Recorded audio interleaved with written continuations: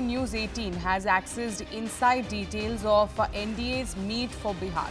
Now, the meeting was chaired by BJP chief JP Nadda. Sources have revealed that one direct and crucial message that Nadda conveyed to the alliance partner was the importance of unity.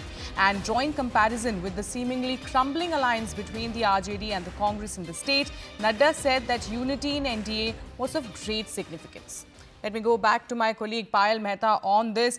Yes, Payal, take us through the details of the significant meeting that took place. Clearly, when we are seeing there are differences between the RJD and the Congress, a unity call is being made by JP Nadda at this point. Well, of course, taking forward from what story you were able to break yesterday, Sharon, when you said that there was a crumbling, alliance between the RJD and the Congress party. On that front, you also have smaller parties within the NDA, not just the BJP and the JDU, but you have the Chirag Paswan's party, you have HUM, and you of course have Upendra Kushwaha. The message that JP Nadda has really been able to send yesterday is that if we stand united and if we are a united house, we can actually make a record breaking performance in the upcoming elections. So therefore, it has been decided that, when seats will be allocated, it will be taken into account who the candidate is and how strong the candidate is, rather than, just having, a division purely on the basis of seat allocation, on the basis of region preference, etc. as well. And the message will be sent deep down to the party cadre, right at the booth level, saying that we are a united force. We need to compete we need to compete against the others, and we need to fight for each other as well.